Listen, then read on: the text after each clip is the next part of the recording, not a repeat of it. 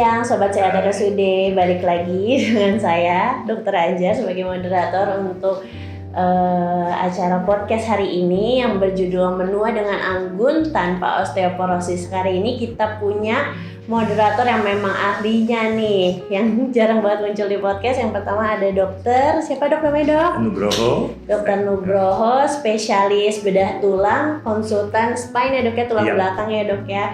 Hari ini kita bakal bahas, memang menurut saya topik yang sangat menarik ya dok, menua dengan anggun tanpa osteoporosis nih dok. Kayaknya tanpa kita banyak berbicara banyak, langsung aja kali ya dok ya, kita langsung ke ngobrol-ngobrol ya nih dok. Kira-kira nih dok, dari dokter gimana sih dok caranya agar menua dengan anggun tanpa osteoporosis? Seperti yang kita tahu kan dok ya, osteoporosis itu sering terjadi pada ibu-ibu, bapak-bapak yang sudah berusia lanjut ya dok, terutama pada perempuan memang yang resikonya dikatakan 4 kali lebih besar ya dok ya, apalagi sudah menopause. Kira-kira menurut dokter bagaimana nih dok untuk pencegahan terjadi osteoporosis itu tersendiri nih dok, apa yang bisa kita lakukan nih dok? Oke. Jadi terima kasih Dokter Anjar. Osteoporosis jadi osteoporosis itu dilema yang terjadi hampir pasti akan terjadi ya sama setiap manusia yang menua. Jadi hari ini tuh kita bahasnya setelah osteoporosis, soalnya minggu lalu sebenarnya ada World Osteoporosis Day. Jadi jadi hari osteoporosis sedunia itu diselenggarakan setiap tanggal 20 Oktober. Cuma minggu lalu kebetulan saya sedang menghadiri acara di luar. Akhirnya kita bikin podcastnya minggu ini. Jadi sesuai dengan hari osteoporosis dunia. Jadi osteoporosis kalau kita bilang hampir semua masyarakat kita pasti tahu ya. Apa sih osteoporosis? Taunya tulang keropos ya. Jadi kalau problemnya di ortopedi, bedah tulang ya, kalau biasanya pasien-pasien kita ini pasien-pasien orang tua. Nah, pasien-pasien orang tua ini yang paling pertama yang dikeluhkan penyakitnya adalah osteoporosis. Yang kedua biasanya osteoartritis atau pengapuran. Jadi kalau nggak tulangnya keropos, yang kedua tulangnya ngapur radang ya, itu yang paling sering. Jadi osteoporosis ini tulang kita sebenarnya diproduksikan terus ya. Tetapi memang benar kata Dokter Anjar tadi, terutama untuk yang perempuan itu karena osteoporosis itu tulang itu dibentuknya lagi itu seperti kayak darah ya. Kalau darah kan ada darah yang bagus, terus dibuat darahnya udah rusak, kita bikin lagi yang baru. Kayak kulit juga sama ya, tulang juga sama. Jadi tulang udah keras misalnya ya, kemudian kalau ada jelek-jeleknya dia ganti, kalsium masuk lagi dalam tubuh. Nah ini sangat dipengaruhi sama yang namanya hormon-hormon tertentu. Nah yang pada perempuan biasanya kalau sudah nanti menopause itu dia bisa terjadi osteoporosis itu. Jadi asupannya untuk bongkar ulang yang dibongkar sama yang dibuat lagi sama tubuh itu agak berkurang ketika menua, sehingga makin lama karena lebih besar pasak daripada tiang ya, jadi lama-lama tekor. Nah tulang akhirnya terbentuklah osteoporosis. Nah begitu. Nah yang terjadi biasanya usia di atas 55 tahun ya, begitu. Kita apalagi ya awalnya atau kan tadi dokter udah jelasin nih osteoporosis di mana istilahnya si tubuh ini pintar ya dok untuk membentuk tulang kembali. Kan seiring dengan usia pasti kan fungsi tubuh juga akan berkurang ya dok ya, makanya bisa terjadinya osteoporosis ini.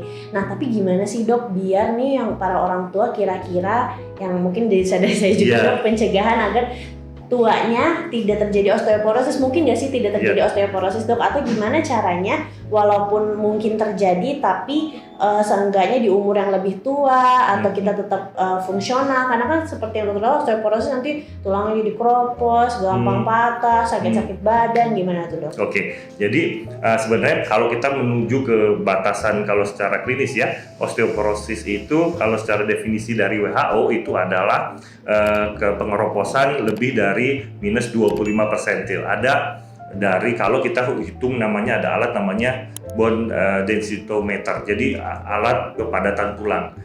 Kebetulan di sini kita belum ada, tapi sebenarnya bisa diperiksa. Ya itu. Kalau dia lebih dari 2,5 itu sama. Kalau ini itu 85% wanita Indonesia katanya orang di atas 60 tahun pasti osteopenia, ya pasti kurang. Tapi kita bagaimana supaya nggak nyampe ke osteoporosis tadi. Nah, kenapa? Karena kalau osteoporosis nanti dia bisa timbul masalah-masalah lain. Nah, terus bagaimana kita supaya bisa seperti judul ya, menua dengan anggun ya, tanpa osteoporosis. Bagaimana? Karena ini sesuatu yang nggak bisa kita hindari sebenarnya ya, tidak osteoporosis. Tapi kita bisa kurangi dan kita bisa cegah. Nah, yang pertama adalah sama seperti kalau kita usia kerja pasti wah kita mau pensiun bagaimana ya? Nah, ya begitu sama pasti. Nah, kita pasti berpikir ada tabungan hari tua ya. Kalau pensiun bagaimana ya? Apa kita mau usaha lain? Sebenarnya tulang juga kita harus persiapkan supaya kita menuanya dengan anggun tadi. Jadi kita harus punya tabungan tulang yang baik, yang bagus.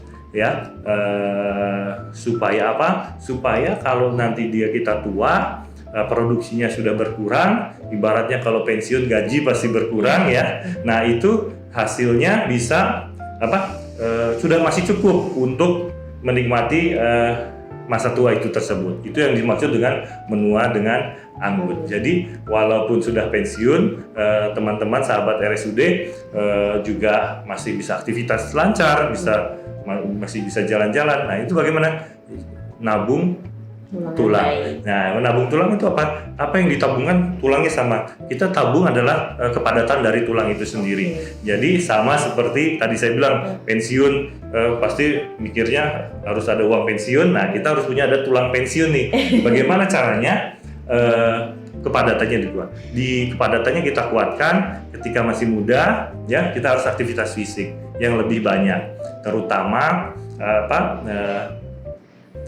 sahabat-sahabat wanita ya. Jadi kenapa? Jadi kalau dulu budayanya kan wanita itu jangan istilahnya kecicilan ya, nggak boleh banyak tingkah, banyak gerak, banyak aktivitasnya lebih banyak di dalam rumah ya. Tetapi ternyata pola-pola timur yang lama itu yang menyebabkan angka osteoporosis itu lebih jadi tinggi ketika dia menua, aktivitas fisik juga berkurang, itu menyebabkan tabungan tulang kepadatannya itu agak kurang.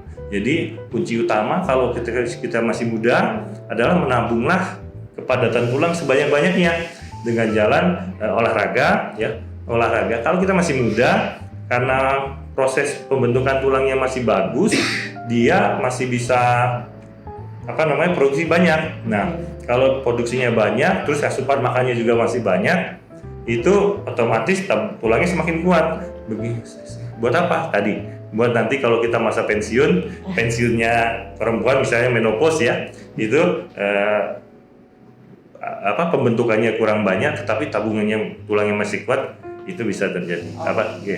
Kira-kira dokter ada rekomendasi nggak nih, olahraga apa nih dok yang paling cocok untuk kita yang usia muda maupun ditambah orang tua yang di atas 55 tahun ya dok? Ya pasti kan nanya, aduh dok badan saya sakit, jalan aja sakit, pasti kan ada keluhan-keluhan seperti itu ya dok ya? Baik, betul sekali. Jadi tulang itu sama seperti tadi saya ibaratkan selalu dengan dompet aja ya. Tadi ya kita kalau kita masih punya ada rezeki, biasanya kita nggak mau kerja atau kurang kerjanya ya, atau kita nggak ada PR anaknya pasti nggak belajar. Misalnya kalau anak saya begitu.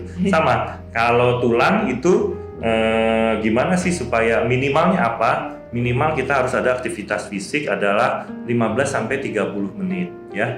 15-30 menit per hari untuk berjalan minimal ya, Minimal ya jalan berjalan kaki. Kenapa berjalan kaki?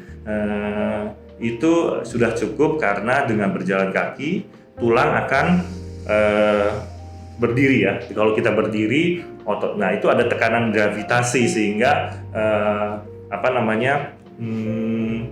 tulang tuh kalau dapat tekanan berdiri dia akan bilang sama tubuh, ini orangnya banyak aktivitasnya nih, tolong kita butuh tulang lebih banyak. Nah beda sama orang yang kalau gaya-gayanya maunya senengnya sekarang problemnya seringnya kan kerja itu duduk terus ya. Betul, nah kerja duduk itu karena kita sekarang hampir kebanyakan aktivitas pekerjaan itu dilakukan dengan berduduk sehingga aktivitas fisiknya berkurang. Nah, habis duduk nanti pulang duduk lagi naik kendaraan. Nah, jadi minimal adalah setengah jam kita berjalan kaki.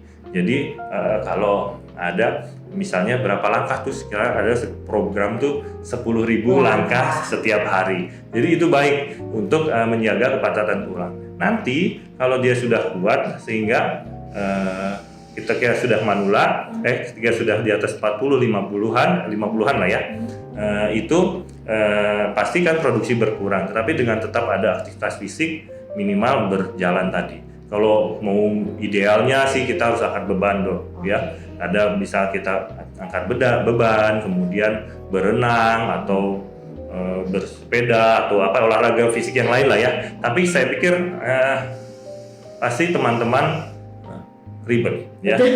Jadi yang penting adalah yang paling ringan adalah berjalan minimal 30 menit ya. Kalau itu bagus buat jantung juga buat tulang-tulang ya. Oke, berarti kalau misalnya memang minimal banget jalan kaki ya dok, bahkan 10.000 langkah kalau bisa. Tapi kalau misalnya masih bisa ditingkatkan weight bearing exercise kayak ngangkat-ngangkat beban dan segala macam ya dok ya. Terus dok, kira-kira nih dok, pasti kan ada yang nanya, dok perlu nggak nih minum kalsium, minum vitamin D, kan itu banyak nih suplemen-suplemen, dan apakah harus, dan kalau misalnya harus ketika di usia berapa dan berapa direkomendasikan. Terus nanti ada lagi nih dok pertanyaan, dok nanti rusak gak ke ginjalnya nih dok? Ya betul. Jadi kalau ibaratnya gizi ya asupan makanan. Kalau dari asupan kita sehari-hari sebenarnya itu cukup. Ya kalau menurut saya ya cukup. Kemudian kalau masih muda ya. Tetapi kadang kalau di atas 40-50 kadang kan rekan-rekan sobat RSUD ini udah jaga-jaga makanan ya. Betul. Nah jaga-jaga makanan ini yang kadang itu sehingga asupan kalsiumnya yang berkurang. Misalnya yang bagus tuh apa ya, hijau-hijau tuh banyak kalsiumnya ya, buah-buah juga banyak. Misalnya itu kalau di browsing vitamin kalsium dapat dari mana, keluar tuh semua di grup itu bisa dilakukan. Tetapi yang pun menjadi kunci tetap adalah kalau nggak ada tanggungan, kalau nggak ada beban fisik, itu tulang malas menambahkan diri.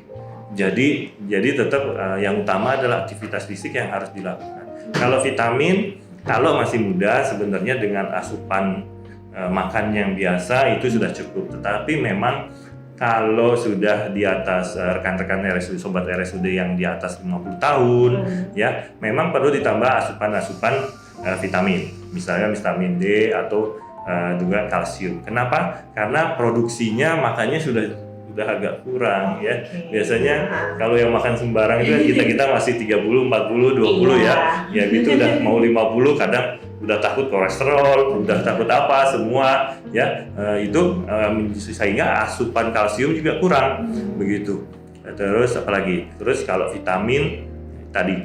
Terus tadi saya lihat kalau gimana kalau berjemur di matahari. Sebenarnya yang bagus itu ya berjemur aja cukup boleh ya. 30 menit sampai 15 menit untuk asupan vitamin D di pagi hari. Matahari pagi itu dari jam 7 ya sampai jam 10 itu baik sebenarnya. Tetapi alangkah lebih baiknya kalau dibarengi dengan aktivitas fisik. Jadi bukan cuma jangan cuma jemuran. Jadi ada sering banyak pasien-pasien kita, ini bapak sudah dijemur, ibu sudah dijemur setengah jam ya bilang gitu. Nah kalau cuma jemur saja sebenarnya kurang karena aktivitas fisiknya nggak ada. Sehingga pemicu untuk tubuh menghasilkan kalsium baru supaya buat tulangnya keras itu agak kurang gitu. Oke. Ya. Berarti sebenarnya untuk yang suplemen-suplemen itu memang biasanya dibutuhkan pada usia lanjut ya dok ya. Tapi kalau saya juga penasaran sih dok sebenarnya, karena pasien banyak yang nanya, kalau suplemen kalsium tuh perlu nggak sih dok kira-kira, dan kita mengevaluasinya bagaimana, apakah seterusnya diminum apakah aman, apakah bisa terjadinya pembuluh darah jadi gampang menyempit kayak aterosklerosis ya dok. Kita tahu gimana sih dok, apa ya udah sebenarnya aman-aman aja mau dikonsumsi jangka panjang dok. Jadi sebenarnya semua itu bisa diukur ya. Jadi kalau kita bisa ukur adalah kadar kalsium ya, kadar kalsium darah itu bisa dihitung ya, kadar kalsium darah, kemudian kadar vitamin D ya. Jadi kalau pembentukan tulang itu kita butuh kayak kalau bikin rumah pasir, semen gitu ya. Nah ini kalau untuk bentuk tulang itu dia butuh fosfat ya, fosfat, kemudian kalsium yang paling utama, kemudian katalisator ada vitamin D. Vitamin D itu kerikil sama pengikatnya lah ya, itu yang bisa baik, itu bisa diukur semua sebenarnya ya. Jadi nanti kadang kan kalau di pasien-pasien banyak ya dok, kalau vitamin D itu kan ada yang 1000 kuning, ada yang 5000, itu minumnya yang seberapa, takutnya ginjal kena. Sebenarnya kita bisa periksa ya kadar vitamin D-nya berapa. Nanti kalau masih kurang kita kasih, pertama kalau masih kurang biasanya dikasih 5000. Nanti kalau sudah baik kita cek lagi sebulan sudah normal, maintenance 1000 misalnya. Terus kalsium juga begitu sama, sehingga sebenarnya kadar-kadar itu bisa diatur, bisa dihitung. Terus lagi. Jadi berarti sarannya memang kalau misalnya kita usia tua mau ngecek butuh suplemen atau enggak, sebaiknya memang dicek dulu ya dok ya kadar-kadar tersebut, baik dari kalsium, fosfor maupun juga tadi sama vitamin D-nya ya dok ya, karena untuk mengevaluasi juga sih apakah sudah cukup ataukah berlebih seperti itu. Mungkin ini tuh sebenarnya topiknya bakal jadi bahan pertanyaan banyak banget dok, karena semua orang tua mengeluhkan seperti ini. Mungkin kita langsung aja bahas dari list pertanyaan kali ya dok ya. Kita pertanyaan yang pertama ya dok. Selamat siang dokter, mohon izin bertanya. Saya kan sering duduk lama depan komputer. Nah, untuk menjaga postur tubuh saya agar tetap baik, dan hal apa yang saya perlu lakukan, dan apakah meminum susu dapat membantu menjaga bentuk tubuh? Nah ini kayak tadi saya bilang ya, karena sekarang kita semenjak COVID itu banyak orang work from home, jadi banyaknya duduk, kebanyakan itu yang menyebabkan karena sudah ada pergeseran pola pekerjaan, nah itu kita lebih banyak duduk dan diam daripada aktivitas fisik. Nah, yang kita perlu lakukan kalau biasa duduk adalah setengah jam sekali itu biasakan berdiri. Kalau udah duduk lama, berdiri ya, supaya punggungnya tekanan terhadap tulang belakang juga itu baik. Jadi yang kedua tadi minimal aktivitas saya berjalan setengah jam ya setiap hari ya. Jadi itu bisa kita lihat kalau dari misalnya ke RSUD jalan ke depan itu berapa menit tuh ya, misalnya terus jalan masuk komplek misalnya kalau pakai angkutan. Tetapi yang problem kalau yang pakai kendaraan pribadi itu pasti berjalannya kurang dari 15 menit ya, kurang dari setengah jam itu kurang. Nah, jadi kalau bekerja kantoran anjurannya 30 menit berjalan atau 1000 langkah gitu. Terus kalau asupannya vitamin itu kalau di bawah 40 tahun sebenarnya gitu. Tapi kalau misalnya banyak juga nih dok, anak muda kan banyak yang picky eater nih dok. Gimana nih kalau yang picky eater nih dok? Picky eater nggak apa-apa sebenarnya. Yang penting, nah sekarang itu sebenarnya semua makanan kan sudah ada kadar kalorinya ya. Betul. Nah kadar kalori sama kadar kalsium kadang banyak kalau kita pergi keluar. Kalau di sini kita mungkin harus browsing dulu ke Toprak itu berapa ya. Sebenarnya ada kadar-kadarnya. Jadi yang penting asupan kalsiumnya itu cukup minimal 1000 unit ya, 1500. Jadi itu per hari itu cukup untuk sehari. Sebenarnya makanan yang biasa itu udah cukup. Sebenarnya makanan biasa kalau misalnya masih muda udah cukup. Mungkin kalau misalnya usia tua karena memang nafsu makannya udah mulai menurun dan banyak pantangan. Terus angkotnya berkurang. Jadi kerikil vitamin D kadar-kadar itu kan agak berkurang, jadi asupannya kasih kalsiumnya harus lebih banyak. Terus itu ya. Susu dok, dia tadi nanya susu mempengaruhi postur tubuh enggak? Kalau susu kalau untuk postur tubuh karena tinggi tubuh kita kan yang membuatnya tulangnya ya. Jadi kalau kita kalau semakin tua pasti tingginya akan berkurang. Tadi saya lihat pertanyaan mungkin nggak. Jadi karena tulang tinggi itu 80%, enggak cuma 80% karena tulang dan paling banyak adalah tulang belakang. Ya. Nah, tulang belakang itu 50% dari tinggi badan kita. Nah, kalau dia osteoporosis, dia dari yang kotak dia akan lebih penyet, lebih pendek dan tubuh bahkan berusaha lebih bungkuk. Makanya orang tua lebih bungkuk. Ya itu sebenarnya wajar. Jadi, tetapi kalau supaya bagus mencegah osteoporosis tulangnya harus diisi. Ya, kalau tulangnya keras dia nggak kempes. Nah, kalau dia nggak kempes, tingginya jauh tidak berkurang lebih banyak. Nah, terus orang tua apalagi yang paling sering yang terkena dampak osteoporosis itu yang pertama adalah tulang belakang, itu nomor 1 ya. Yang kedua adalah tulang pinggul. Makanya banyak orang tua ya kalau udah tua kemudian kepleset sedikit kadang patah ya, jatuh habis kepleset sedikit terus nggak bisa berdiri, itu biasanya patah tulang pinggul. Patah tulang pinggul itu diakibatkan sama osteoporosis. Yang ketiga adalah di pergelangan tangan. Di pergelangan tangan sini juga sering orang tua kepleset sedikit kemudian tangannya patah retak.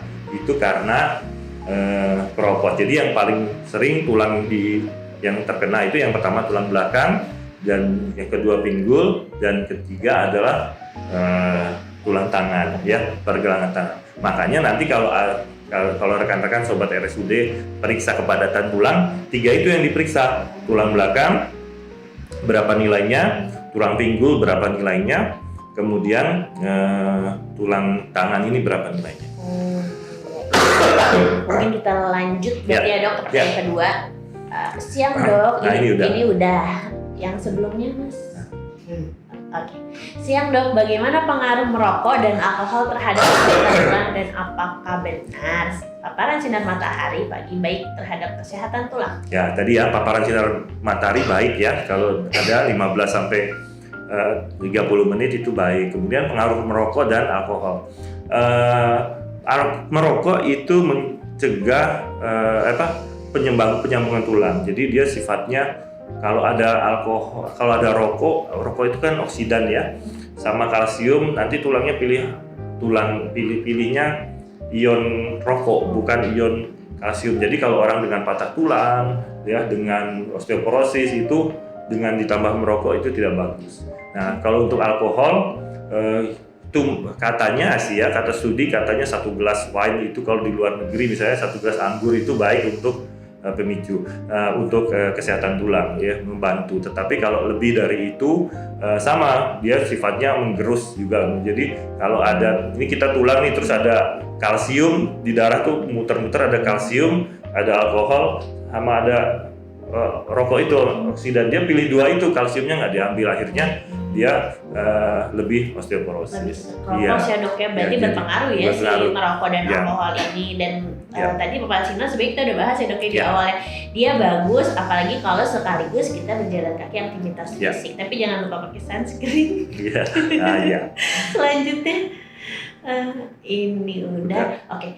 Pertanyaan selanjutnya dok, untuk wanita di atas 45 tahun vitamin apa yang harus dikonsumsi dan berapa dosisnya? Ya, jadi kalau dosis itu bervariasi sebenarnya. Kalau mau tepatnya kita periksa dulu kadarnya. Tapi biasanya kalau di apotek itu udah ada tuh kalsium yang jadi ya, itu bisa diminum sehari 1 dengan kemudian vitamin D juga bagus, minimal 1000 unit ya, 1000 ada 1000 unit lah. Nah tapi ingat yang penting yang utama adalah bukan vitaminnya tetapi aktivitas fisik. Jadi di atas 45 tahun harus tetap ada aktivitas fisik supaya tulang itu terpacu untuk mengambil kalsium tambahan. Jadi ibaratnya gimana kalau kita punya duit 100 juta ya misalnya ya, terus ada duit 1000 perak di jalan, kita nggak akan pungut tuh.